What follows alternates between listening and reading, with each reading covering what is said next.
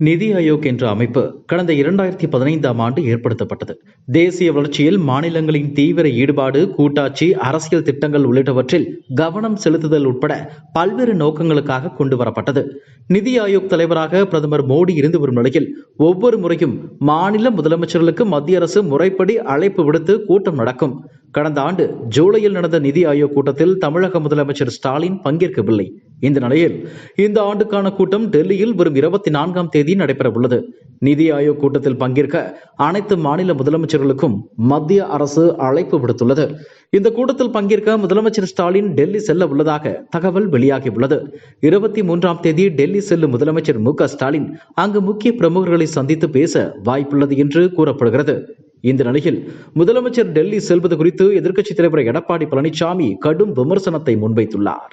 அவர் வெளியிட்டுள்ள எக்ஸ் தள பதிவில், மத்திய அரசு தமிழ்நாட்டை புறக்கணிப்பதால் நிதி ஆயோக் கூட்டத்தை நான் புறக்கணிக்கிறேன் என்று வீர ஆவேசமாக பேசிய பொம்மை வேந்தர் ஸ்டாலின் தற்போது நிதி ஆயோக் கூட்டத்தில் பங்கேற்க டெல்லிக்கு பறக்கிறாராம். தமிழ்நாட்டு மக்களுக்கு ஒரு தேவை என்றால் போகாதவர் தன் குடும்பத்திற்கு ஒரு தேவை என்றதும் செல்கிறார். அன்று 2Gக்காக அப்பா டெல்லி சென்றார். இன்று டாஸ்மாக், தியாகி, தம்பி, வெள்ளை குடைக்கு வேலை வந்து விட்டதோ, படுத்தே விட்டார் ஐயா, எல்லாம் தம்பி படுத்தும் பாடு என தனது எக்ஸ் தளத்தில் பதிவிட்டுள்ளார்.